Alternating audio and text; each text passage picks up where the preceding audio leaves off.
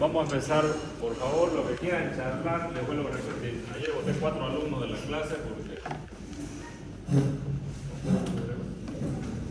yo creo que todo tiene un límite y cuando ustedes hacen bulla, yo estoy en cierto lugar de la exposición y me voy a otro lado, ¿ya? Entonces, por respeto a los compañeros que están acá, no hagan bulla, y lo que quiera charlar puede ir a charlar allá abajo, ya tomé la lista. Y los que quieran quedarse a escuchar la clase, que pueden quedarse. Bueno, los temas son, vamos a seguir con el libro, ya los que quieran adelantar el estudio, pueden ir adelantándolo, porque los temas van a ser de acuerdo a algunos alumnos me preguntaba ayer, doctor, ¿qué tema? No sé, ya está en el libro, usted no me iba a saltar ningún tema, voy a ir tal como está el libro. Justamente porque ustedes, es la literatura que ustedes tienen que estudiar. Algunas cosas yo les hablo aparte de lo que es la vida del cirujano, porque al final ustedes van a tener una vida de médicos, ¿no? En un quirófano, y su primera experiencia va a ser en el internado, ¿no? Va a ser la primera experiencia donde van a estar en un quirófano, en varias especialidades son quirúrgicas, ginecología y cirugía, pero también en pediatría también hay quirófano. Entonces, vamos a entrar, hablamos del preoperatorio, como dijimos, es preparar lo más adecuado posible al paciente. Ahora vamos a hablar del transoperatorio. Este transoperatorio tiene varias situaciones, digamos, varias cosas, es largo, ¿ya? Primero vamos a empezar a hablar de la anestesia general, ¿ya? Justamente los pacientes que se someten a una cirugía son anestesiados, ¿no? Y en esta anestesia general, cuando el médico anestesiólogo no valoró adecuadamente al paciente antes de la cirugía, pueden ocurrir desastres, ¿no? Un resumen de una cirugía es que es la suma de detalles, de pequeños detalles que ustedes van a tener que hacer.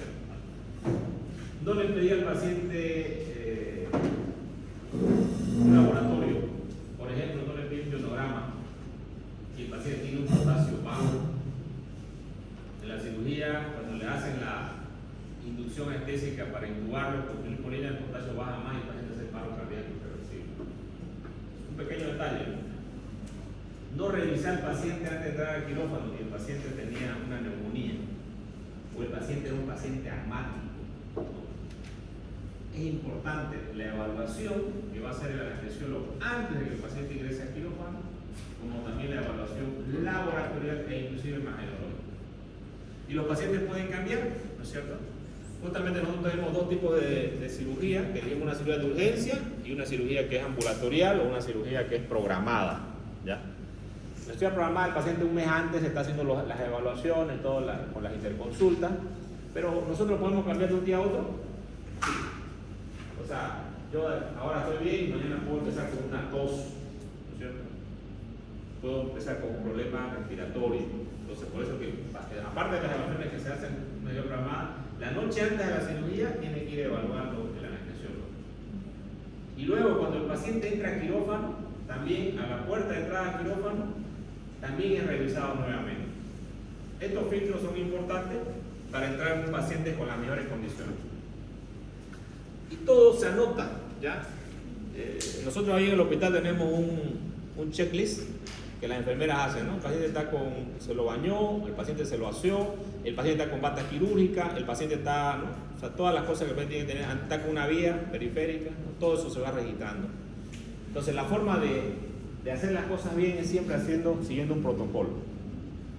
Bueno, cuando hablamos de anestesia, la palabra a significa sin, viene de un vocablo griego, ¿no? Sin sensibilidad. Estesia quiere decir lo que es sensibilidad. ¿Qué tipo de sensibilidad tenemos? Tenemos una sensibilidad al dolor, tenemos también una sensibilidad a la temperatura, una sensibilidad proprioceptiva, que quiere decir que no sabemos en qué lugar estamos, pero yo me puedo tocar la nariz cerrando los ojos, ¿no es cierto? Esta es una sensibilidad del espacio-tiempo que yo tengo, que también lo tengo mediante lo que me da mi cuerpo, ¿no? ¿Qué tipo de anestesia? ¿Qué es la anestesia? ¿Cómo se puede definir? Es la pérdida reversible de la sensibilidad. ¿Qué significa reversible? Que va a volver nuevamente el paciente a sentir nuevamente, ¿no? O sea, va a perder el dolor, la sensibilidad y luego va a volver. Tenemos tres tipos de anestesia: una anestesia general, una anestesia regional y una anestesia local. La anestesia general es aquella anestesia donde el paciente va a perder también la conciencia, no va a saber qué es lo que pasó durante el tiempo que se inició la anestesia general.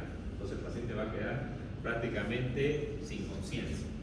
Luego tenemos la anestesia regional, que esta viene a ser la anestesia, por ejemplo, cuando se hace una cesárea, al paciente le hacen una peridural, una raquidia. La anestesia es de aquí para abajo.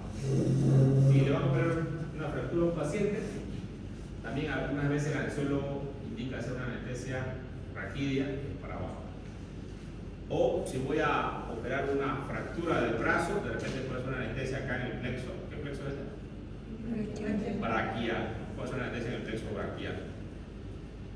Luego tengo la anestesia local, que si yo tengo una herida en la mano, ¿no?, cualquier parte del cuerpo, de repente puedo agarrar e infiltrar y hacer una anestesia local con lidocaína. Hoy en esta clase vamos a hablar de lo que es una anestesia general. ¿Ya?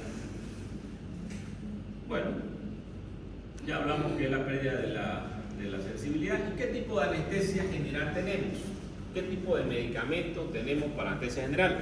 Tenemos varios tipos de medicamentos. Generalmente estos medicamentos van a entrar por la vía parenteral, que es la vía venosa, ¿no? Tenemos la anestesia intravenosa, intramuscular e inhalatoria. Intramuscular es que por vía intramuscular, inhalatoria es que son gases que el paciente va a absorber y le va a producir también cierto grado de anestesia. Muy bien, luego tenemos nosotros que asociar 3 o más medicamentos en dosis segura. ¿Qué es la dosis segura? ¿Qué es la dosis segura? ¿Será que un medicamento puede ser dañino para un paciente? Sí. Si las dosis son elevadas, las overdosis o las sobredosis, ¿no? Por ejemplo, hablemos de cualquier medicamento, ¿no? El medicamento tiene una dosis tóxica que el médico tiene que saber utilizar. Pero, ¿cómo se puede equivocar el médico en una dosis tóxica? Porque los medicamentos tienen que calcular en ml y en miligramos, ¿no es cierto? Por ejemplo, aquí voy a dar un ejemplo de un paciente que estaba haciendo una cirugía de tendón en Cochabamba. Un niño que se había cortado los tendones, parte del tendón de Aquiles, que tenía algo de 9 años. El médico lo pone echado en la camilla, el niño queda echadito ahí, como también. El doctor ahora le pone la lidocaína. Y bueno, el niño estaba ahí, la mamá estaba al lado. Pasó como 1 hora, terminó la cirugía local en el consultorio. Cuando le dan la vuelta al niño, el niño estaba muerto. ¿Qué pasó?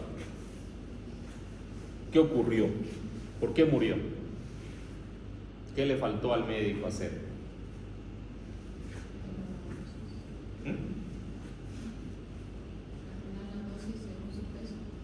Calcular la dosis según su peso. Bien. ¿Y otra cosa? ¿Qué le faltó?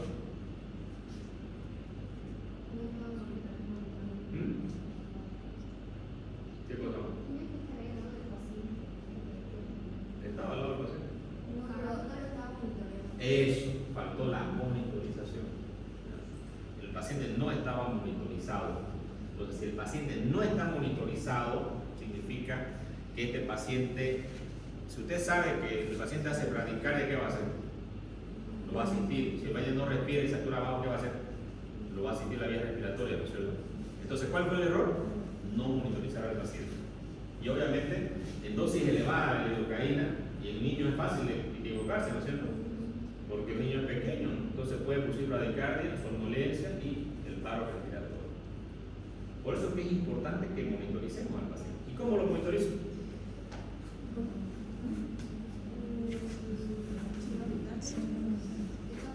Signos vitales. O sea, todo el tiempo estamos haciendo, me estoy suturando. Con una máquina. Con una máquina, un monitor, sí, es una opción, un monitor. Pero el monitor es medio, bueno, un monitor, ¿qué más puedo usar? También alguien más del equipo que se encargue de eso. Oxímetro. Oxímetro de pulso, ¿no? Estoy solo, un oxímetro de pulso que va sonando tin, tin, y va a dar una alarma en el momento que ese paciente sature bajo, ¿no? O sea, hay recursos para poder valorar, ¿no?, a un paciente. Pero si yo no tengo nada, ¿qué puedo hacer? La frecuencia respiratoria. Por ejemplo, yo puedo decirle al familiar, a la mamá, que le hable a su hijo y que el hijo responda, ¿no? Y yo, si se habla, es que está bien, ¿no es cierto? ¿O no? Y le puedo pedir cada cierto periodo de tiempo, cada 3 minutos, que esté hablando con el niño, aunque lo ideal es que esté monitorizado, ¿no? Lo más básico es poner un pulso oxímetro, lo más básico, lo más sencillo. Pero justamente la otra pregunta, ¿ese procedimiento tenía que hacerse en ese lugar o tenía que hacerse en quirófano? En quirófano, ¿cierto? O sea, aquí estamos hablando de la pérdida de un niño, la muerte de un niño. ¿Qué les podría ocurrir a cualquiera de ustedes? ¿Y por qué va a ocurrir? Porque ustedes no tienen experiencia, ¿no? O sea, el traumatólogo ya era médico, era un residente de traumatología, quería suturar, ¿no? De repente el quirófano estaba, ¿no? Entonces, saltarse los pasos es algo que no es bueno. Y esta saltada de paso va a ocasionar que generalmente nosotros presentemos complicaciones. ¿Y cuál es la complicación más grave que puede existir? La muerte del paciente, ¿cierto? Entonces, nosotros tenemos que seguir los pasos importantes. Entonces, algo importante, ¿por qué lo llevamos a quirófano al paciente? Aparte de la esterilización, es para monitorizarlo adecuadamente. ¿Será que usted mientras está suturando va a estar monitorizando al paciente también? ¿Va a estar distraído en eso? Correcto, hay por eso un médico anestesiólogo que va a estar valorando. Solamente doy este ejemplo para que ustedes entiendan de la importancia que significa la anestesia, ¿ya? Una anestesia local se les puede complicar. Si sacar una uña, hacer una estructura con anestesia local, se les puede complicar. Bueno, acá tenemos los tipos de anestesia, ¿no? Los efectos de no calcular una dosis adecuada nos puede llevar a una intoxicación o los efectos colaterales de la intoxicación. ¿Puede pasar esto, no? ¿O no?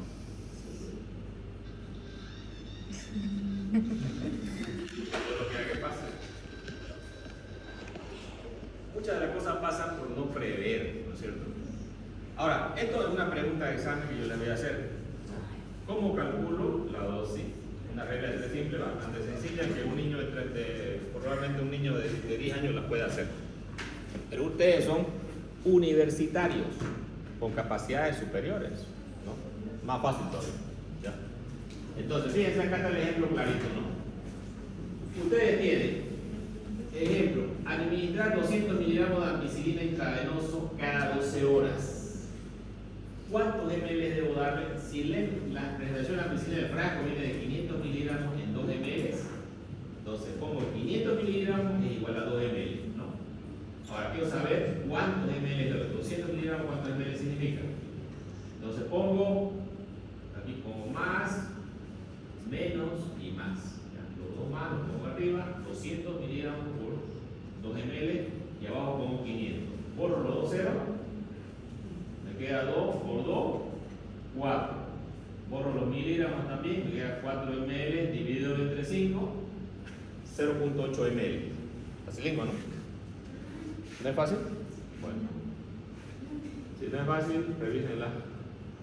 Vías. ¿Cuáles son las vías de administración de los medicamentos? Y aquí es importante, ya me discutía con un alumno.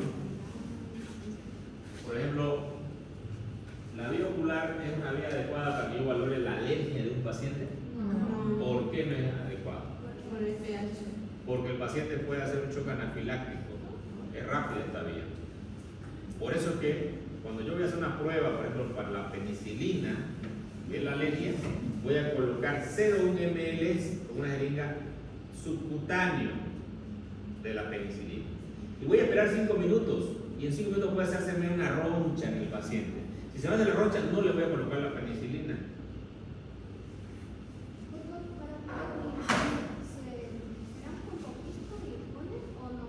¿Se raspa? No. Lo que hacemos es una agua de insulina, ¿no? 0,1 ml, cargamos, levantamos un poco la piel y colocamos subcutáneo, la grasa, pero no raspamos nada. Lo que nunca se debe hacer es agarrar y colocar, no lo debe colocar en el ojo, ¿no? porque eso aprenden en la... O sea, lo más importante de la medicina es aprender las indicaciones y las contraindicaciones. ¿Cuáles son las indicaciones? Lo que le va a hacer beneficio al paciente. ¿Cuáles son las contraindicaciones? Lo que le va a hacer daño al paciente. Y lo otro que tenemos son las complicaciones. Por ejemplo, en cualquier tipo de procedimiento, lo que ustedes me digan en medicina, cualquier cosa, inclusive hablar a un paciente, tiene esas tres cosas: indicación, complicación, ¿no? Y contraindicación. Todo en medicina tiene eso. Entonces, ustedes tienen que hacer lo que está indicado. Por ejemplo, ¿está indicado hacer una prueba de alergia en el ojo? No. ¿Por qué? Porque a veces puede ser un shock anafiláctico. ¿Y las pruebas de alergia se hacen para qué? Para ver si el paciente tiene alergia. Y yo no quiero tener un shock anafiláctico de entrada, ¿no? Si no, pues te la pongo intramuscular nomás, digamos. Y después actúo. Bueno, entonces, ¿qué tengo? Una vía oral, sublingual, que es bastante rápida, ¿no es cierto? Algunos medicamentos que usan por vía sublingual y van bastante rápido. Ahora hay muchos analgésicos, ¿no? Sublingual, como una jeringa, ¿no? La vía tópica, ¿no? Que es en la piel o la mucosa. Luego tenemos la vía térmica. Tenemos luego la vía inhalatoria, que es la vía que se administra. En anestesia general le ponemos, ¿no parece? Cuéntenlo ahorita, 1 o 2, cuando ya no llega a la tercera vía ya está durmiendo. Dentro de la vía parenteral tenemos varias vías, ¿no? Parenteral significa que es intestino, lo que no es intestino. Tenemos la vía intradérmica, la vía subcutánea, la vía intramuscular y la vía intravenosa. Todas estas vías son vías parenterales. ¿Por qué? Porque no entran por el tubo digestivo. Luego también tenemos otras instilaciones o irrigaciones que se pueden hacer: óptica, nasal, ocular, rectal y vaginal. Por ejemplo, la vía rectal, ¿quién se utiliza? El niño. El niño, porque es difícil a veces colocar un niño que está convulsionando. Nosotros le poníamos, me acuerdo, diazepam, ¿no? Vía rectal, el niño dejaba de funcionar. Pero muchos medicamentos se absorben muy bien por la vía rectal. La vía vaginal se utiliza generalmente para usar medicamentos antibióticos, ¿no? Que vamos a usar pacientes que tienen alguna infección a nivel genital. Bueno, aquí hay otro ejemplo. Bueno, aquí están los detalles, ¿no? Ustedes dicen el peso es importante para calcular. Yo tengo que calcular el peso ideal de la persona, ¿ya? Entonces, ¿cuál es el peso ideal? ¿No? Aquí hay una fórmula. De todas maneras, algo práctico, digamos, para que ustedes no se olviden, porque al final lo que importa es que ustedes queden con cosas prácticas para la vida, ¿no? Por ejemplo, un peso ideal que uno calcula a una persona, su estatura, ¿cuánto mide? 1,80 por decirle, ¿no? Entonces, ¿cuánto es su peso ideal de esa persona? Le quitamos un metro si es varón y sería 80 kilos, ¿no? Si es mujer y mide 1,80, le quitamos 10, su peso ideal sería 70 kilos. Una regla, más o menos, ¿ya? ¿Qué es lo que pasa cuando el paciente tiene un peso que no es el peso real? O sea, no es el peso ideal y yo calculo el peso real en el paciente. O sea, calculo también la grasa del paciente. Y ahí yo puedo de repente aumentar las dosis y cometer errores. Por eso que en los pacientes obesos no calculo el peso real para la dosis, calculo el peso ideal. Muy bien, acá tengo yo las fases de la anestesia. Fase de inducción y fase de conducción. Aquí si quiero ustedes para que se recuerden, ¿no? ¿Cuál es la fase de inducción? Es el momento antes de que el paciente vaya a ser intubado, ¿no? Porque yo a este paciente lo voy a relajar, no va a quedar relajado y va a quedar inconsciente. Entonces, ¿qué yo tengo que sentir? La vía es, tengo que intubar. Entonces, esta etapa es muy importante porque puede haber un error también, ¿no? ¿Qué puede pasar si yo, ahí está, indicación, contraindicación y complicación? A ver, yo induco a un paciente para intubarlo. ¿Qué complicación puede suceder?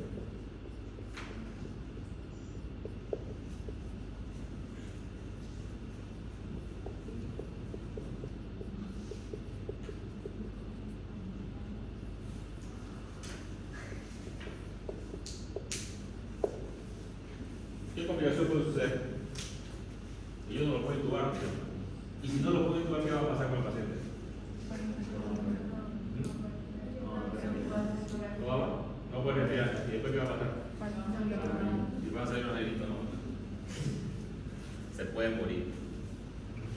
¿Y qué va a pasar con el anestesiólogo? Entonces, en la inducción, lo que hacen los anestesiólogos para el momento de la intubación, bueno, ellos van a evaluar la vía aérea con ciertos parámetros e índices, parece una vía aérea difícil o una vía aérea fácil. Y ellos van a tener herramientas para intubarlo con la mayor efectividad. Hablamos de tener 100% de efectividad, ¿no? Entonces, una de las complicaciones que puede ocurrir acá en la intubación es que el paciente no pueda ser intubado. Pero yo tengo que tener para la indicación, ¿qué cosa? Las herramientas, un laringoscopio, un video laringoscopio, una bully, ¿no? Y voy a agotar todos mis recursos para poder intubarlo al paciente. Y si no puedo intubarlo, la inducción, si yo coloqué medicamentos que en 5 minutos revierten, el paciente va a despertar y va a respirar solo. Por eso que la inducción debe ser corta, ¿ya? En algunos casos. Y si yo no puedo intubar al paciente, ¿qué más puedo hacer? Y ya agoté el video laringo, hice la bujía, ¿qué más puedo hacer? El paciente hipóxico.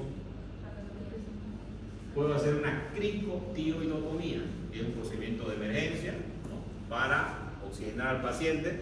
Si es por punción, me da tiempo para oxigenarlo y después hacerle una traqueostomía, que vendría a ser una vía aérea segura. ¿Qué es una vía aérea segura? Cuando ustedes ya tienen un tubo dentro de la tráquea, sea por vía oral o sea por vía de traqueostomía o cricotiroidotomía abierta.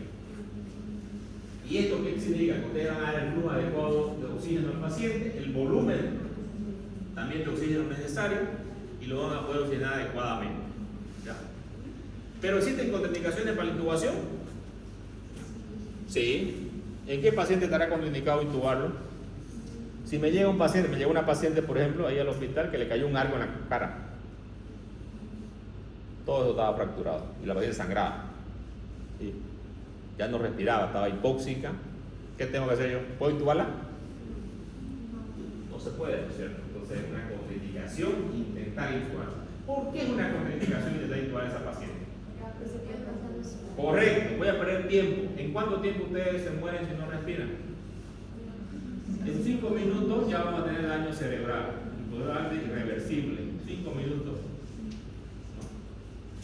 Entonces es importante que nosotros no perdamos tiempo en la emergencia. Entonces esa paciente directamente fuimos a hacer una vía aérea quirúrgica a nivel de la cricotiroidotomía. Por eso que eso es la indicación, la contraindicación y las complicaciones. Por ejemplo, la complicación, de repente en vez de entrar a la tráquea, me subí más arriba y lesioné la laringe.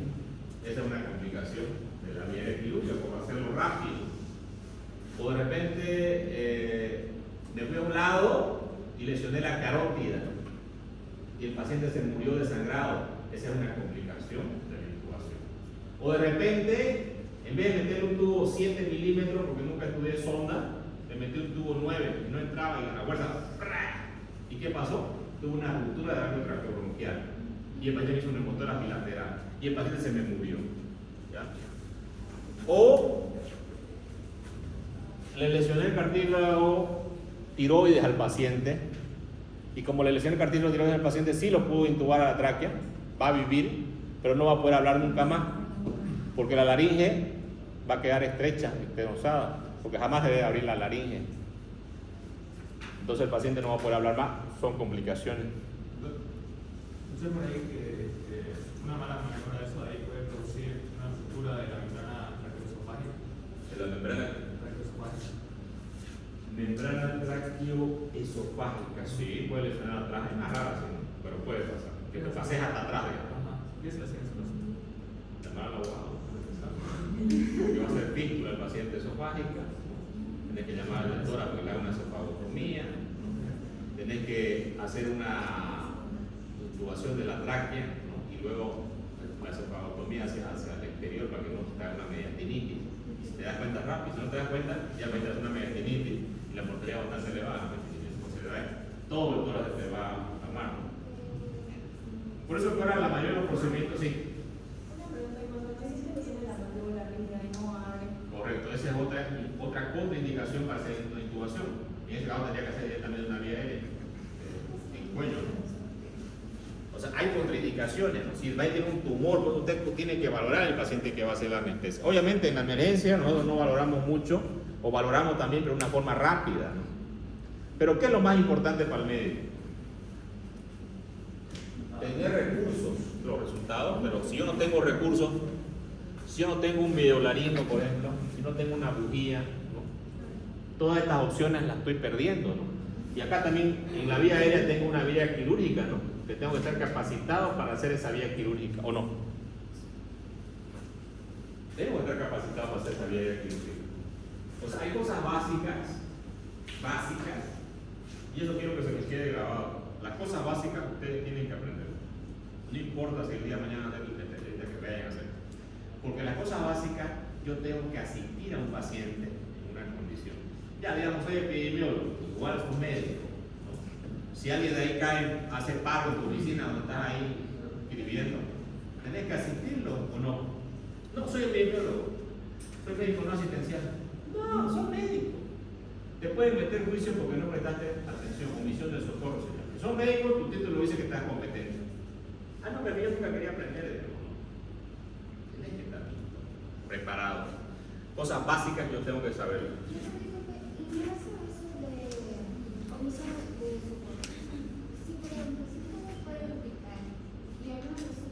¿Y es médico?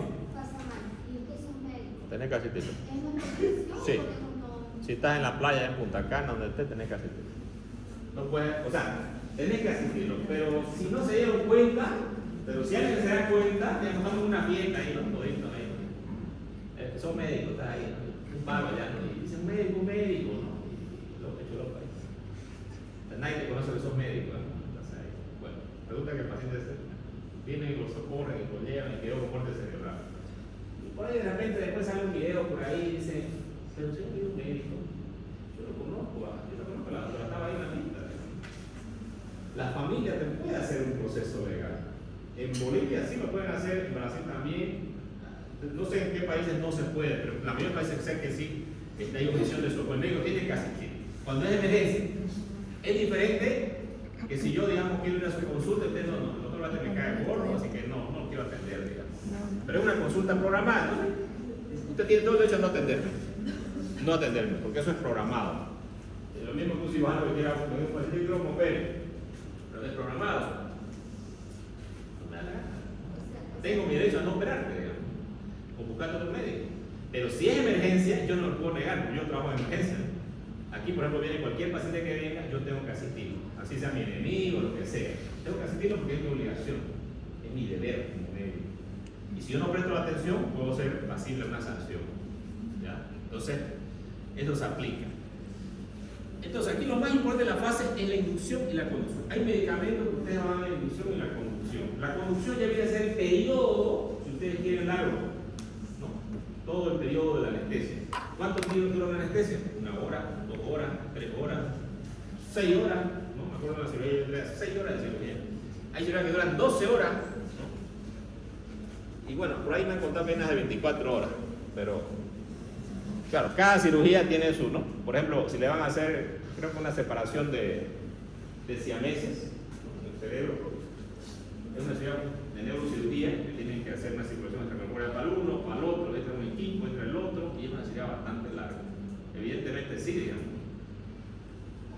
Entonces, el anestesiólogo tiene que estar preparado para todo ese tiempo. ¿Y quién más tiene que estar preparado? El paciente, ¿no? Características de los anestésicos ideales. Latencia breve, que rápidamente al colocar el medicamento pueda funcionar y luego desaparezca. Baja toxicidad, o sea que no tenga efectos tóxicos, ni nefrotóxicos ni hepatotóxicos. Reversibilidad, que pueda ser reversible. ¿Qué pasa si le pongo un medicamento y no despierta nunca el paciente? Tampoco, ¿no? Fácil administración, mediante por vía venosa, que no sean soluciones irritantes en la vena, ni sean hipertónicas para que me lesionen al paciente. Sin efectos residuales. Versatilidad. Esto quiere decir que se combine con otros medicamentos y no interactúe demasiado con otros medicamentos. Porque hay medicamentos que interactúan mucho, ¿no? Económico, peor ahorita en la crisis. No inflamable, que no explote. No irritante, de fácil eliminación. ¿Cuáles son las clasificaciones de las técnicas de anestesia general? Pregunta de examen. Inhalatoria, endovenosa, intramuscular y balanceada. ¿Cuál es la que más hacemos en el hospital? Balanceada. ¿Por qué dice balanceada? Porque tanto le damos por vía inhalatoria como por vía parenteral los medicamentos, ¿no? Balanceada, inhalatoria y parenteral. Luego tenemos los agentes anestésicos por inhalación. Como son por inhalación, van a ser gases, ¿ya? Tenemos nosotros el óxido nitroso, que ya fue el primero que se descubrió, que uno de los primeros que se descubrió, ¿no? Que este va a producir, es muy versátil, no relaja los músculos del paciente, no es explosivo, generalmente el tanque es de color azul para que nosotros lo identifiquemos, ¿ya? Y esto es importante tener en cuenta esta identificación, porque a veces pasan errores, digamos, ¿no? Cuando ustedes están en el óxido nitroso también tienen que darle oxígeno al paciente, y si no le dan oxígeno, ¿qué pasa? El paciente va a ser hipoxia y el paciente puede morir. Ese es un detalle muy importante. El óxido nitroso es un excelente analgésico, pero no es recomendable su uso en distensión abdominal con neumotórax.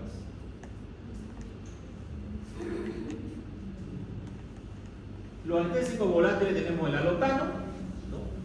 Que este medicamento ya no lo usamos hoy en día, sino que lo usamos mucho tiempo. Tenía efectos deleterios sobre el miocardio, y tenía efectos deleterios sobre también el hígado. Deprimía demasiado la ventilación del paciente y también ejerció un efecto en la circulación. Debido al peligro que emanaba, pues teníamos los vaporizadores. Estos medicamentos se llaman vaporizadores, que es un tubito que está en la máquina de anestesia y tiene que ser cerrado, porque cuando eran abiertos, prácticamente nosotros, los médicos que trabajamos en los operantes, también olíamos el gas, ¿no? Entonces, eso es importante. Ahora ya no se usa mucho este medicamento porque ya aparecieron otros que son mejores, que son el flurano y el isoflurano. Lo que más utilizamos ahora es el isoflurano. Estos medicamentos vienen así, vienen en líquido, ¿ya? Estos vienen en líquido. Es importante que este líquido siempre se mantenga en una temperatura que esté, si no me equivoco, los 4 grados, ¿no? Y siempre bien sellado, porque si ustedes lo abren es volátil, se vaporiza en el aire, ¿no? Entonces normalmente vienen así. Estos medicamentos ya, estos gases tienen mucho menos efecto como tenía el otro sobre el hígado, ¿no? El otro inclusive producía hepatitis, ¿no? En pacientes que, insuficiencia hepática, inclusive en pacientes que usaban así periódicamente muy seguido el alotano. Sin embargo, este no. Tiene un efecto vasodilatador, estable y no inflamable, y la acción es parecida al enflurano. Tenemos el metaxiflurano, que no es explosivo ni inflamable como si no, es muy soluble en grasa. La anestesia profunda se considera proporción del metabolismo y la toxicidad renal se ha determinado disminuir la recepción del metabolismo. O sea, son muy bajos, tienen muy baja toxicidad. Entonces, hoy en día usamos esto de acá, el sevoflurane y los fluoranos son los medicamentos que usamos actualmente, ¿no? Pero este obviamente sépanlo para la historia y para el examen. Tiopental sódico, ¿no? Este es un medicamento que es un sulfuro de pentobarbital, que es una solución que se utiliza en los pacientes para la inducción. Pequeñas dosis, pero también sirve para la conducción. Este medicamento puede producir hipotensión en el paciente, ¿no? Y puede también deprimir la respuesta simpática del paciente. ¿Qué hace la respuesta simpática en los vasos sanguíneos? ¿Aumenta la presión o disminuye? Aumenta. Y si el efecto es disminuir la parte simpática del paciente, este medicamento es hipotensor. Entonces, cuando usted tiene un paciente que esté hipotenso, usted no puede usar este tiopental sódico. Es una contraindicación, ¿ya? Y esto es importante tenerlo en la cabeza, ¿ya? Justamente esto se descubrió en la guerra de Vietnam, cuando los soldados llegaban choqueados y para anestesiarlos le ponían el tiopental y ¡pum! El paciente hacía paro y no revertía el paro, ¿no? Entonces uno tiene que tener en cuenta cuál es la contraindicación de lo que dijimos acá, ¿no? Indicación, contraindicación y complicación. Muy bien. Acá tenemos luego el tiopental sódico. Bueno, aquí están unas especificaciones, ¿no? El metabolismo a nivel hepático, ¿no? Es un depresor del sistema simpático, lo habíamos comentado. El tiopental, de más amplio uso, inducción anestésica, es un depresor del centro cardiorrespiratorio y se utiliza en dosis de 4 a 10 miligramos por kilogramo. La dosis es muy importante, ustedes ven, la estoy subiendo con rojo. ¿Por qué es importante la dosis, doctor? ¿Por qué es importante la dosis, doctores? Porque ustedes sobredosis, ¿qué pasa? Se mueren. Si ya baja dosis, no van a tener el efecto necesario del medicamento. ¿Ya? Entonces son datos muy importantes. Luego tengo el metoxital sódico, que es el oxibarbitúrico, que generalmente el enfermo se despierta con un efecto muy leve, por vía intravenoso, y es abusado por algunos anestesiólogos, ¿no? Luego tengo el otomidato.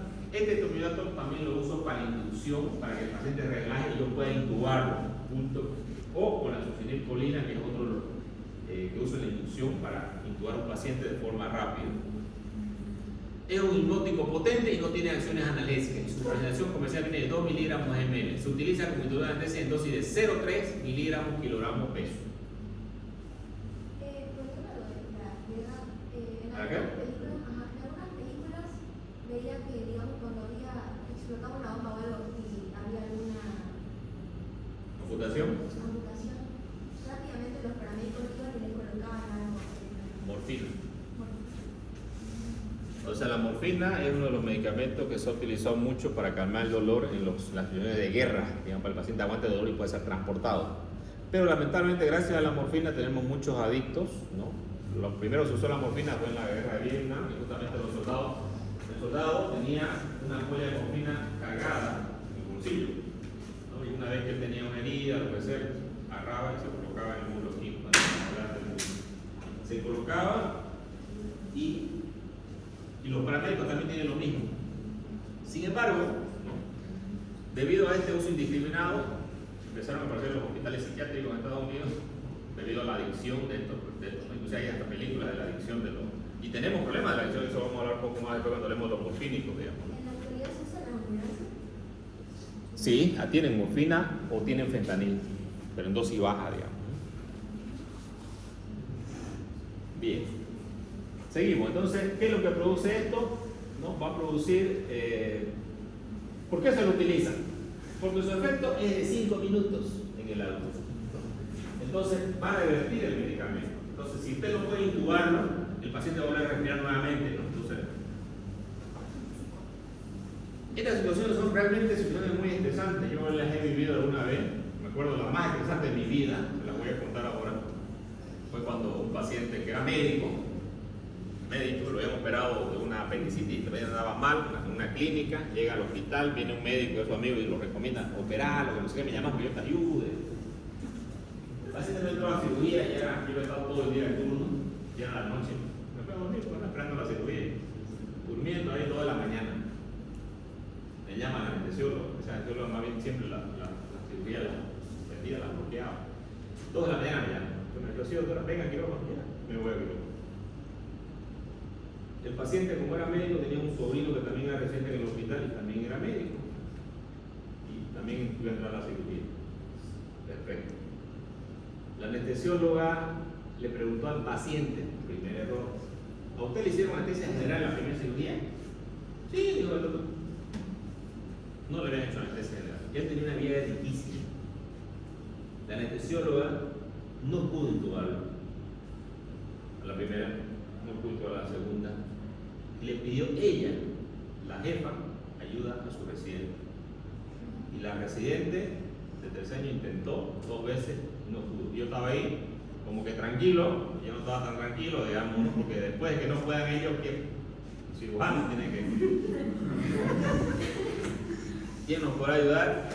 El Chapulín Colorado, ¿no? Entonces, en ese momento yo no tenía ni guantes en las manos, estaba todo desvelado, cansado.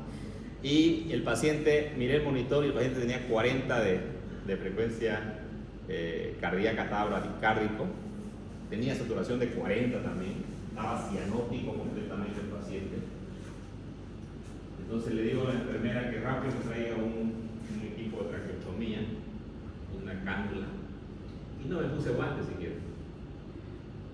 Agarré con el bisturí y corté.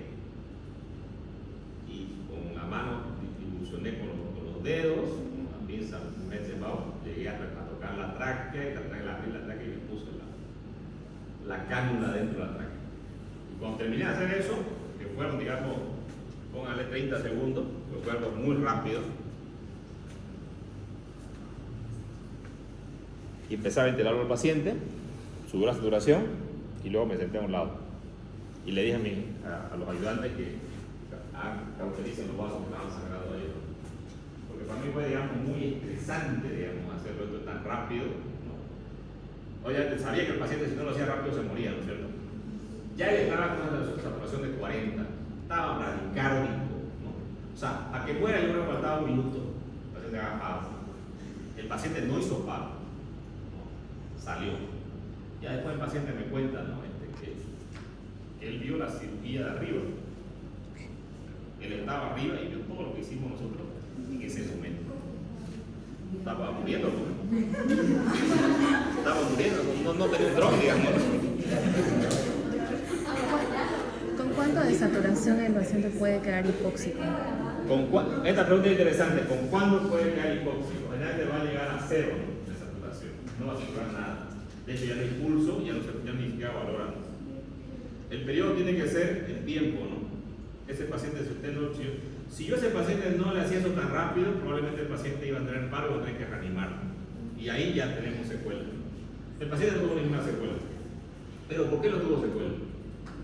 Por la rapidez, ¿no? Al día siguiente lo presentaba en el pase de turno el residente y dice, tuvimos esta complicación quirúrgica. ¿No? Entonces, bueno, no acabó el asunto ahí, ¿no? Resulta que después ya estaba todo bien, no sangraba acá. ¿No? Y me dice la doctora, bueno, doctor, haga la cirugía. Una cirugía súper complicada, porque habían operado de un abdomen hostil, me amanecía hasta las 6 de la mañana de la boda para hacer algo así. Bueno, no tenía ni ganas de operarlo, ¿no? Con ese tren que perdí ahí no tenía nada, o sea, envejecí 10 años. Y al día siguiente el residente está en el pase de turno, nosotros tenemos un pase de turno así como estamos acá nosotros, y presenta el paciente y dice, sí, el paciente hizo una desaturación, no pudieron intubarlo, y el doctor Verate le hizo una traqueotomía en 1 minuto. Y un cirujano se paró. Es imposible. No se puede hacer en 1 minuto.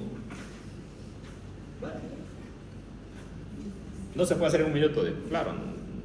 O sea, se hizo en 1 minuto porque no me puse ni guantes, pues prácticamente, ¿no? O sea, violé toda la. O sea, no agarré lo que quería entrar a la traga como sea. No hice mostaza, no hice nada, ¿no? O sea, lo hice por la emergencia, ¿cierto? Tan rápido. Normalmente la traqueotomía tarda entre 25, 30 minutos, ¿no es cierto? Pero en este caso lo hice rápido por la emergencia que había. Bueno, de todas maneras yo no me voy a poner a discutir con el cirujano ese. Para mí son el resultado. El paciente está vivo, no tuvo ninguna secuela, quiere decir que muy rápido, está en acta. Muy bien. Durante el periodo de recuperación se puede presentar náuseas y vómitos cuando yo uso este medicamento, ¿no? Muchos de los medicamentos después de la anestesia pueden producir esto. También puede haber una inhibición de la secreción de la glándula suprarrenal del cortisol, ¿no? Y la dosis. Y esto para que solamente sepamos que no debemos saber lo que son miligramos, lo que son gramos y lo que son microgramos. ¿Ya? ¿Cuánto es un microgramo? Pero ¿cuánto es un miligramo? Un miligramo son 1000 microgramos. ¿Ya? Algunos medicamentos van a estar en microgramos. Y lo más importante de esto, yo sé que alguno aquí va a ser anestesiólogo porque viendo la carita de anestesiólogo. Y he tenido alumnos que ya son anestesiólogos ahora y esta parte es importantísima para los anestesiólogos. Pero para todos los médicos es importante. Entonces, ¿cuánto es la dosis que yo voy a dar de estimulante? Por otro ejemplo, 0,3 miligramos por kilogramo, multiplico 0,3 por 70, ¿no? 70 que pesa el paciente. Me sale 21 miligramos. ¿Cuántos ml le corresponde al paciente cada 2 miligramos? La respuesta es 10.5 ml, ¿no? Una regla de 3 simple también. Muy bien. Luego otro medicamento que se usa muy comúnmente que se conoce también como el suero de la verdad, ¿no? Este medicamento se lo usaban en la Guerra Fría para hacer hablar a los espías, ¿no? Lo agarraban y le ponían y habla de todo lo que tiene. Cuando uno usa este medicamento, el paciente tiene una disociación, la ketamina. Entonces el paciente no recuerda, ¿no? Y empieza. Normalmente los que tenemos sueño, ¿quién no ha tenido pesadillas acá? ¿Todos han tenido pesadillas? Bueno, los que han tenido pesadillas en general son recuerdos malos que han tenido, ¿cierto? La ketamina te lleva a esa pesadilla. Por eso que en algunos pacientes psiquiátricos está contraindicado su uso, ¿no? Justamente por este problema. Y puede producir hipertensión arterial. Pero es un excelente broncodilatador, ¿no? Pero un uso indiscriminado con personas que no son médicos puede causar daño. El medicamento actúa sobre la corteza cerebral y el sistema límbico. Es excelente medicamento para usar en niños, pero con dosis bajas. Su dosis disuasiva es de 1 a 2 miligramos kilogramos de peso con inductor por vía intravenosa y 6 a 13 miligramos kilogramos por vía intramuscular. En 15 segundos se obtiene una sensación de disolución y en los 30 segundos la inconsciencia que dura 10 a 15 minutos. Este medicamento lo usamos mucho en los ginecólogos para hacer los legrados, ¿no? Ahí en la maternidad, cuando yo era interno, veían, la hacen los legrados a las 6 y a las 12 de la noche, ¿no? Lo ponen a fila los pacientes. Y viene el ansiólogo, a través de la legrado. Y los ginecólogos están ahí, ¿no? Y el otro acá, que está alegrando, ¿no? Y las pacientes empiezan a hablar, ¿no? Pero siempre son, sí, lloran, pero se acuerdan de todo lo malo, ¿no? Chino, ¿verdad? Entonces, hay esa disociación con la que también.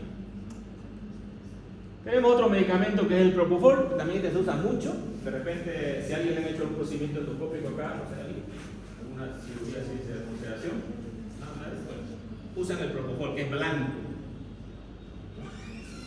Esta solución sí es una solución que puede ser irritante para la vena, pues hay que tener cuidado que no le infiltren, porque le infiltran, pues pobrecito. Este medicamento se utiliza en bomba, se utiliza tanto para la inducción o para la conducción anestésica. Se utiliza en bomba de infusión. La dosis usual es de 2 a 2.5 miligramos kilogramos de peso, pero en el anciano se recomienda usar 20% menos. ¿Por qué ancianos usamos 20% menos? Porque los ancianos generalmente tienen menos agua corporal total, ¿no? Entonces, si le damos la dosis de una persona adulta, podemos sobredosificar a los ancianos, ¿ya? Hay que tener mucho cuidado con él. Generalmente el Propofol viene con el famoso aceite de soya, que es el vehículo para que pueda ser transportado. Entonces, es una sustancia limpo, ¿no?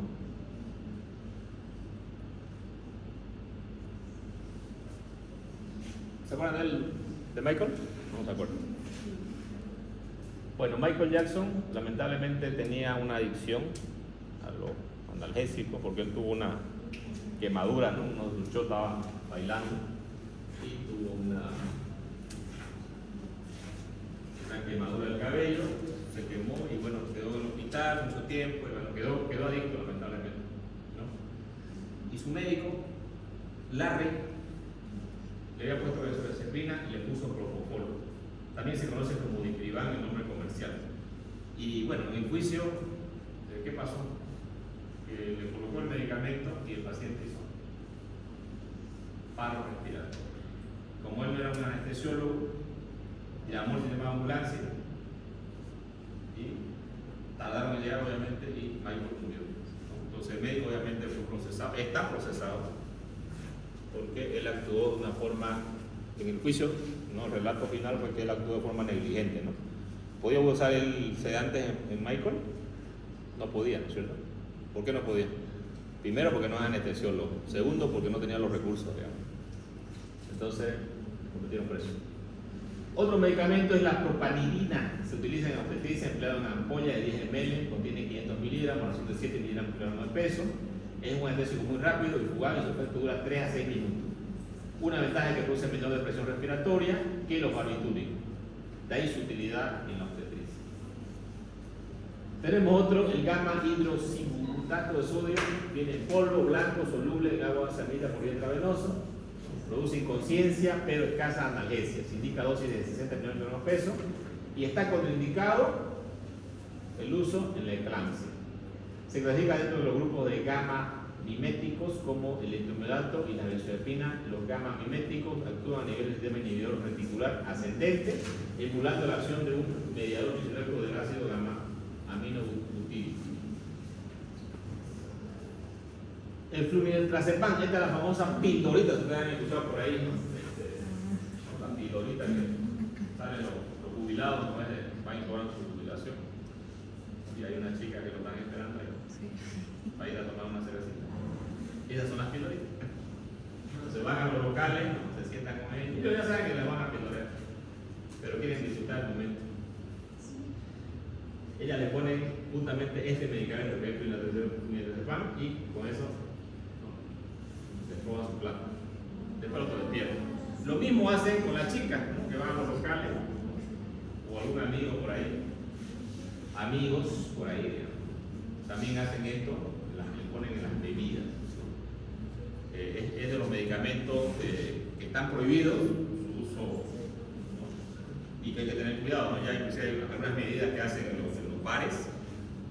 Las chicas tienen una manillita, creo, que tiene un detector de estos medicamentos y lo colocan, ¿no? En su bebida antes de tomar. Bueno, creo que mejor es que no vayan, pues, ¿no? ¿Estos medicamentos aquí son controlados o hay? Son controlados, pero igual hay. Justamente acá hay una noticia de acá, la reina del microtráfico, ¿no? Esta chica la agarraron en Satélite Norte, vendía, pero como vender mote, digamos. Entonces, estos medicamentos son los que usan en las bebidas para producir, ¿no? Narcolepsia en los pacientes y robarles o bueno, hacer otras cosas. Flunitrazepam.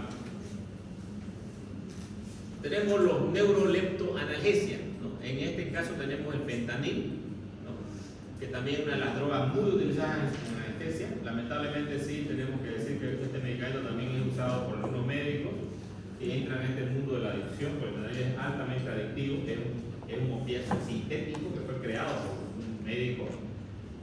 Y lamentablemente muchos médicos en el mundo están adictos a él. Yo conozco mucha gente que ha muerto, colegas míos, jóvenes, que han entrado a este mundo y no han vuelto, no han salido. Anestesiólogos principalmente, los médicos de urgencia, los terapistas y bueno, cualquier médico de emergencia ha tenido este problema. ¿Cuál es la dosis? Esto sí se maneja en microgramos, ¿no? Por kilogramo de peso. La dosis moderada es de 2 a 20 microgramos. La dosis alta es de 20 a 50 microgramos por kilogramo. Este medicamento, ¿no? Viene a razón de 100 microgramos de fentanil por 2 ml.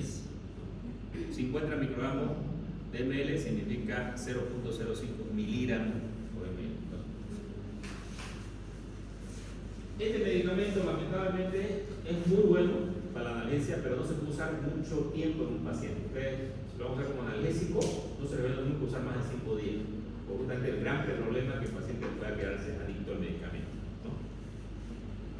Lamentablemente, a nivel mundial hay una tableta de fentanil que la asocian con otro medicamento, que es la famosa droga zombie. Ustedes han de haber escuchado, ¿no? Y acá, esto es importante, ¿no? Este es un signo que significa camino sin retorno. Ustedes que son jóvenes, jamás, pero jamás, porque el médico que hace por curiosidad, ¿sabes que me duele la cabeza? Te pongo un fentanil, te pone un poquito de qué bonito, digamos. Un poquito más, qué bonito, pero luego todos los días, ¿no? Y la persona que es adicta, ¿qué pierde? Todo. Prácticamente el adicto no necesita más que el fentanil. No le importa si no come, no le importa si no duerme, no le importa si mata o roba, ¿no? Hay una historia de una chica que mató a su madre, que su madre cuidaba a su hija, porque quería plata para comprarse drogas. Mató a su madre que cuidaba a su hija y se fue con su niño a un motel, ella se robó ahí 3 días, niños sin comer, bueno, la pillaron, lo tienen presa. Lamentablemente, esto es algo que tenemos. Lamentablemente también el 30% de los médicos tienen adicciones. Médicos tienen adicciones al alcohol y muchas veces a esta droga. O sea, del alcohol te puedes pasar a este lado. Si no querés pasarte, mejor ni alcohol tomes. Y algo que yo sí tengo que hacer porque el médico tiene una vida estresada o no, o es una vida de fantasía. ¿Tendrá estrés el médico? Si ustedes tienen estrés ahora, ¿tienen estrés o no? Sí. Cuando sean médicos van a tener 10 veces más estrés, o 100 veces más estrés. Pero ustedes tienen que aprender a dominar el estrés, porque el estrés puede ser bueno, puede ser malo, igual que la dosis de medicamento. Una dosis ideal es buena, ¿no es cierto? Si el estrés es, ustedes saben controlarlo, va a ir bien. ¿Pero cómo lo controlo? ¿Con drogas? No. ¿Qué es lo que tengo que hacer? Actividad física, pueden correr, hacer ejercicio, lo que sea, siempre tienen buena actividad física. el cuerpo necesita actividad física. ¿Qué es lo que hacen estas drogas en el cerebro? Le dan una satisfacción al cerebro, pero también el ejercicio te da una satisfacción. Entonces tenés que buscar lo que te da satisfacción, ¿ya? Pero que sea saludable y luego para el cuerpo. Muy bien. Bueno, lamentablemente esto es una realidad. ¿Está disminuyendo? No, está aumentando cada vez más. ¿Cómo actúan los medicamentos? La teoría sobre los mecanismos de acción, esto es importante, ¿ya? Pregunta de examen. De los anestésicos. Teoría coloidal, teoría de los lípidos, teoría de la tensión superficial de la absorción, teoría de la permeabilidad celular, teoría de la hidrofoba, teoría neurofisiológica, teoría física, teoría de los niveles de la densidad neuroreticular ascendente. En la teoría coloidal, que fue propuesta por Claude Bernard en 1875, ¿no? Habla de que los coloides, que vienen a ser las proteínas, pueden actuar a nivel del sistema nervioso central. La teoría de los lípidos, que fue formulada por Meyer, Overton en 1901, atribuye la acción del anestésico a la finalidad de los anestésicos por los lípidos. ¿No? Sabemos que en el cerebro tenemos bastante lípidos, y en la membrana también, ¿no? Celular, y justamente por eso es el efecto de los anestésicos. Tenemos la teoría de la tensión superficial, que la atribuye Tuble y Lully, atribuye la potencia de los anestésicos a su poder de abatir la tensión superficial. La teoría de la permeabilidad celular. Numerosos autores opinan que los anestésicos alteran la permeabilidad de la membrana de la célula en el sistema nervioso central, modificado su propuesta de despolarización.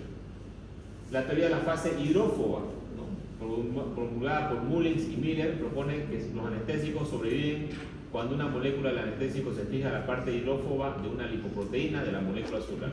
La teoría neurofisiológica, los anestésicos disminuyen la transmisión sináptica en el ganglio cervical superior, al mismo tiempo que la conducción axonal que queda intacta.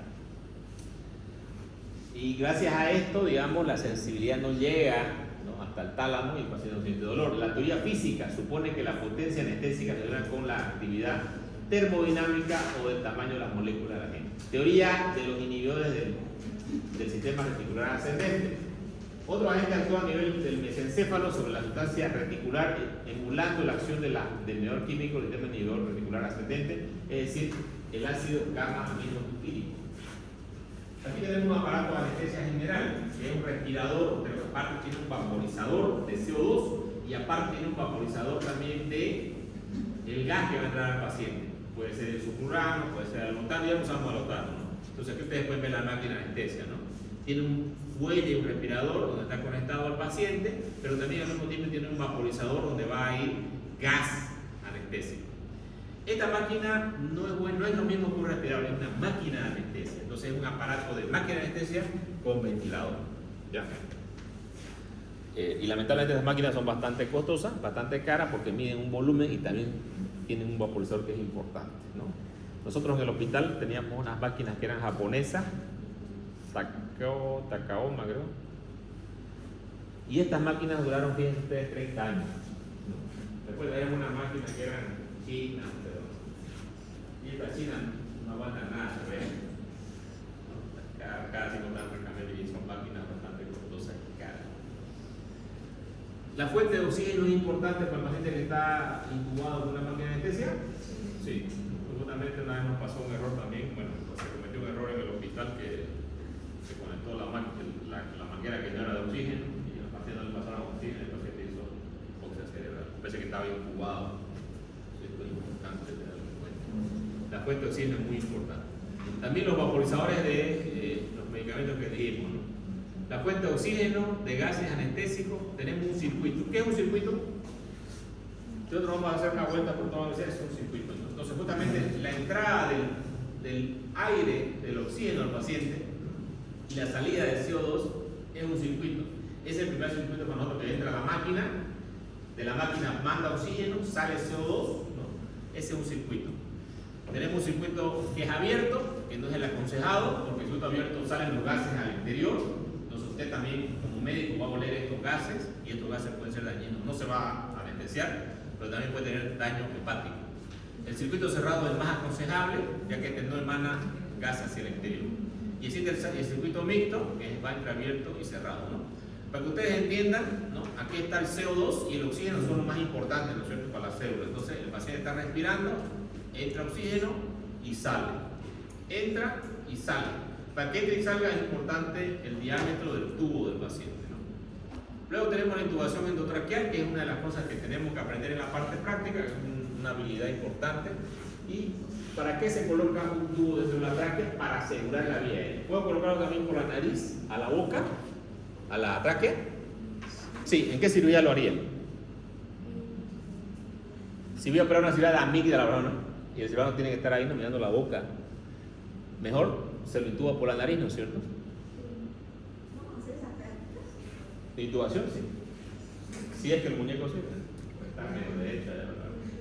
Vamos a tratar de revivirlo. Creo que nos van a traer unos muñecos, supuestamente. Espero. Su empleo conlleva las siguientes ventajas: reduce el espacio muerto, asegura el control de la respiración y remoción de secreciones, permeabiliza las vías respiratorias, facilita el control de los anestésicos, permite efectuar respiración asistida, ¿no?, y presión positiva. Las indicaciones: el uso está indicado en pacientes bajo anestesia general, siempre vamos a tener que intubar a un paciente. En los individuos obesos hay que tener cuidado, tienen ellos generalmente una vía aérea difícil, que eso se valora con el índice Mayan-Fat. Si a un paciente, por ejemplo, lo voy a operar a la espalda, lo tengo que intubar y luego ponerlo así, ¿no es cierto? Y se desintuba hasta que le da cuenta, y si es un colocación. Por eso es que es importante la fijación del tubo orotraqueal, ¿no?, que tiene dos sistemas de fijación. Acá tenemos la laringoscopía, que uno siempre baja con la mano izquierda. Levanta la mano izquierda. Mano izquierda. Izquierda. Eso. Siempre van a hacer la intubación con la mano izquierda. Se agarra la laringoscopia. Ahí. ¿No? ¿Qué es lo que hago yo? Levanto hacia arriba, meto el laringoscopio y hago esta maniobra hacia arriba. De esta manera esto lo vamos a practicar. Intentamos ver lo que son las cuerdas vocales. Una vez viendo las cuerdas vocales, vamos a meter el tubo endotraqueal de la medida que tenga que tener el paciente dentro de la tráquea. Luego tenemos que ventilarlo con ventilador manual y luego conectarlo al ventilador, que puede ser el ventilador de la anestesia. Complicaciones de anestesia general: tenemos complicaciones respiratorias, ¿no?, que tenemos la aspiración bronquial del laringoespasmo, broncoespasmo, paro respiratorio, obstrucción respiratoria, trastorno del ritmo respiratorio. La prevención y solución de estas complicaciones se dedica con la intubación endotraqueal y la ventilación, ¿no? Tenemos los problemas cardiovasculares también, que el paciente puede hacer una depresión miocárdica, puede ser una arritmia cardíaca de origen vagal o simpático, una vasodilatación periférica, hipotensión arterial. En este rubro también una adecuada oxigenación del enfermo y una correcta medicación lo va a ayudar. Neuromusculares: rigidez muscular, hipertermia maligna, lo que puede ocurrir, que ocurre con la succinilcolina y con algunos medicamentos de la anestesia, que son los relajantes musculares, como aquí lo dice, por ejemplo. Y el tratamiento es el daprolene, que es un medicamento que se utiliza en la hipertermia maligna. ¿Qué es la hipertermia maligna? Cuando está por encima de 40 grados, entonces puede haber un daño cerebral irreversible. Complicaciones tardías: gastrointestinales, ¿no?, vómito. Todos los pacientes que están en siempre quieren vomitar. Colocamos medicamentos para el vómito, como los parasimpáticos miméticos, que son la metoclopramida o el ondansetron. Complicaciones tardías: gastrointestinales, vómitos, hilio paralítico, allá dijimos. Metabólicas: puede haber daño hepático, daño renal, que se previene con farmacología, anestésico, y obviamente usando dosis idónea, ¿no? Pues si usa dosis muy alta, pues puedo lesionar al paciente, ¿no? Valoración preanestésica: es importante que el médico vea antes al paciente, ¿no? La función también es importante: sedar al paciente antes de entrar al quirófano para que no esté ansioso, o un día antes, ¿no? Si alguien le dijera mañana te opero, empieza taquicardia de ahorita. Antagonizar: prevenir efectos tóxicos de los anestésicos y medicamentos utilizados, disminuir la secreción de respiraciones, bloquear los reflejos de los autónomos, procurar efectos para anestésicos indeseables mínimos, potenciar la anestesia. La medicación preanestésica es importante. Pensando en niños, le damos unos chupetitos que tienen midazolam, se vuelve, porque ningún niño quiere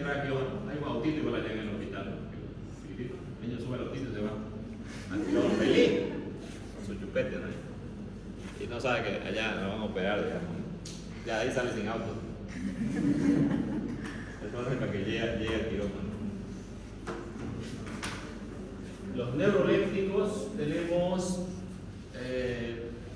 que son la fenotiazida, tenemos los ansiolíticos, las benzodiazepinas, que es muy utilizado, diazepam, midazolam, lorazepam, pero estos medicamentos también pueden producir depresión respiratoria, ¿no? Principalmente el midazolam. Anticolinérgicos, como la atropina que usamos cuando hay bradicardia, ¿no? Pregunta de examen. Cuando hay bradicardia, ¿qué medicamento usamos? Atropina. Atropina, no se olviden. Después dicen, ¿por qué me aplazo?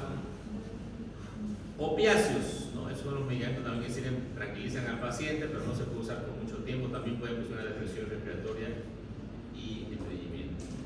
Periodo de anestesia, tengo la analgesia, tengo el delirio o excitación, donde hay agitación y ideasis por la medicación de presión respiratoria, pueden haber gritos, dependiendo del tipo de medicamento que estoy utilizando. La excitación prolongada en alcohólicos, toxicómanos, sujeta a mala premedicación o apunteado, ¿no? Estos pacientes que son alcohólicos, toxicómanos, que tienen una droga, entonces a veces los medicamentos no actúan adecuadamente en ellos. Y también puede haber la apnea, que no respira, o también aumento de la frecuencia cardíaca. El 3, el quirúrgico, incluye desde la pérdida de reflejo palpebral hasta la parálisis del movimiento respiratorio. El paciente se halla inconsciente y no experimenta dolor ni reacción estímulo. Se divide en 4 planos. El primer plano, no hay reacción muscular, movimientos musculares persistentes, no hay parálisis de los músculos respiratorios, el pulso de presión arterial son normales. Segundo plano, relación muscular, se inicia la parálisis muscular, disminuyen los movimientos musculares, la respiración es más corta de la respiración. Tercer plano, la respiración es muy corta, se acentúa la parálisis muscular, las pupilas pierden el reflejo de la luz, hay abolición del tono muscular. Y el cuarto plano, inminencia de paro respiratorio, ¿no? Por si acaso, ya no hay quinto, o el quinto ya está muerto. Entonces, tienen que saber hasta dónde llega el médico. Claro, en el cuarto, fíjense ustedes, ya tienen ustedes miriasis acentuada, abolición de los reflejos, relajación muscular total, pérdida de la función esfínteriana, bradicardia. ¿Qué viene después de la bradicardia? Paro. ¿Qué viene después de la arritmia? Paro. ¿Qué viene después de la respiración? Paro. Entonces, el cuarto plano es el que no se debe llegar, ¿no? Debemos llegar a tal. Tercer plano, respiración es muy corta, es acentuada, para intercortar y la pupila a la luz. Ya. En este plano de anestesia se debe tomar las siguientes medidas: suspender la emisión de fármacos anestésicos, o sea, disminuir la dosis, la oxigenación es importante, ventilar adecuadamente al paciente a una frecuencia de 20 a 30 por minuto. Si persiste la bradicardia, se administra entonces el sulfato de atropina. Pregunta de examen: si es necesario efectuar maniobras de reanimación pulmonar, empiezo masaje cardíaco. Eso sí vamos a practicar. Parálisis vulvar, ocurre paro cardiorrespiratorio. Bloqueadores neuromusculares, ¿no? Aquí tenemos nosotros los relajantes musculares que tienen una acción, ¿no? A nivel de la placa neuromuscular, ¿no?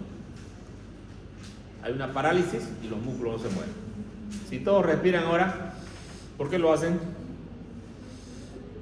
Todos respiran y metan aire. ¿Qué es lo que ustedes utilizan para respirar? Los músculos, bien. ¿Y si hubiera una parálisis muscular, podrían respirar? No. Ese es un principio básico, porque ustedes se den cuenta que cuando un paciente tiene un relajante muscular, ¿qué va a pasar? El paciente ustedes tienen que ventilar con presión positiva con una mascarilla, ¿ya? O intubarlo, presión positiva. Si ustedes no dan presión positiva, el paciente muere, ¿ya? Bloqueadores neuromusculares, tenemos varios: atracurio, alpuronio, todos estos medicamentos que más usamos es el atracurio, el pancuronio, y los alpuronios son los más utilizados, ¿no? Su utilidad en quirófano: atracurio y pancuronio, los cuales también tenemos los internados de 20 a 30 minutos, ¿no? Ese es el periodo que va a durar el medicamento, el paciente va a estar relajado completamente. ¿Qué pasa cuando está relajado el paciente? ¿No? El paciente empieza a moverse, ¿no? Usted está con la boca abierta y empiezan a vísceras a salirse, usted está operando y se le sale todo. Entonces ya fue y se le dice, ahí hay un paciente, le ponen. Tenemos los antibióticos que también se utilizan como profilaxis antibiótica antes de los medicamentos. Hay que tener cuidado si con los antibióticos que pueden producir que el efecto del relajante aumente, como son la streptomicina, la ampicilina, la tencina, pueden potenciar el efecto de los relajantes musculares y su periodo puede ser más largo. Luego tenemos los tratamientos de los bloqueadores convectivos, que son la neostigmina. Este medicamento, ¿qué medicamento utilizamos para revertir los relajantes musculares? la neostigmina. Ya conté ahí el examen, se le ponen ya. En dosis de 10 miligramos intravenosos han podido asociarse a vagolíticos como la atropina. La posología, ¿no? ¿Qué es la posología? La dosis, ¿no? Cloruro de glucocaína, 10 a 15 miligramos intravenoso, dosis sucesiva de hasta 40 miligramos. Cloruro de alcuronio, de 0.2 a 0.25. Bromuro de fasadino, no, ese no lo usamos. Usamos el bromuro de pancarol, es decir, usamos 0.04 a 0.1 miligramos. El atracurio sí usamos también, 0.2 a 0.6 miligramos de glutinoso. El beturol también lo usamos, 0.08 a 0.1 miligramos. Y cuando habla de dosis, ya es poner el antimuscular hasta esperar que el paciente revierta, cada 30 minutos dura. Justamente con este paciente médico, ese fue el segundo error. La anestesióloga, yo le dije, pero tranquila doctora, le dije, ¿no? Ahorita va a respirar el paciente solo, le digo, pues, ¿no? Entonces me han pasado 5 minutos y me dice, doctor, le puse un relante muscular de acción larga, le puso un vancuronio. Entonces ahí va, ¿no? A hacer lo que pasó. Succinilcolina, un relante muscular de acción rápida. Esto lo usamos para intubación también. Este es un medicamento muy utilizado y la dosis es de 1 miligramo, dosis única para intubar la tráquea. Entonces, ¿de cuánto viene el vancuronio? De 200 miligramos, 20 miligramos por ml, dice aquí, ¿no? Si un paciente pesara 70 kilos, ¿cuántos miligramos tengo que dar? 70 por 1, 70. ¿Cuántos ml le tengo que dar para hacer 70 miligramos? Cada ml tiene 20 miligramos.